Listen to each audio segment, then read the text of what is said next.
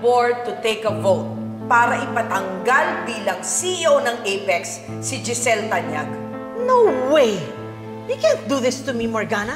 You're asking too much. Pwede naman natin to pag-usapan ng maayos na hindi na kailangan dumaan pa sa botohan. Dr. Tanyag, are you telling me na kinukonsinti mo ang kapatid mo? Hahayaan mong mamahala ang isang tao na kayang manakit at magpahamak ng iba? Ganyan ba ang ugali ng CEO na hinahanap mo? I mean, what she did was so unprofessional. I'm not doing this just for me.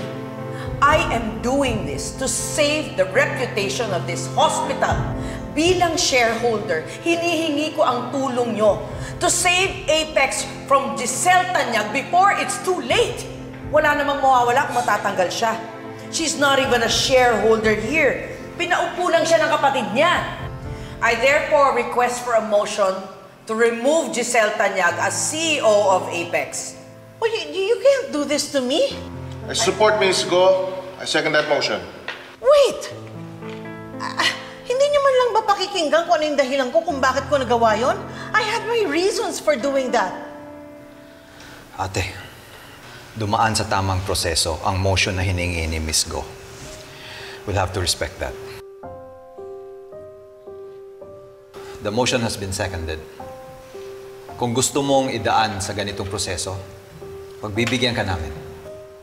Ipapakita ko sa'yo na maging fair ako sa inyo. Pero sana, tanggapin mo kung ano man ang maging resulta nito. Why don't you tell that to your sister? Well then, let's vote. All those in favor of retaining Ms. Tanyag as the CEO of Apex, please raise your hands. 1, 2, 3, 4.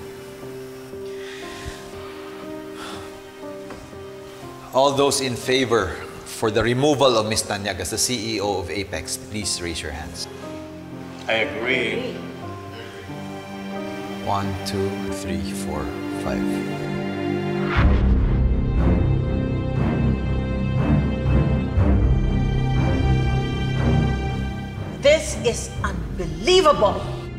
Giselle, bakit hindi mo na lang I am igalang? not speaking to you, Morgana, so please shut up! No, ikaw ang tumahimik, Giselle. You are not the CEO anymore. Kaya wala ka ng karapatan na sigawan o manduhan ako o sino mang board member dito. And since you are no longer the CEO, I am respectfully asking you to leave! You don't have to do that to my sister. Nire-respeto namin ang desisyon. Pero sana, respetuhin mo rin ang kapatid ko at huwag mo siyang sapilitan na paalisin.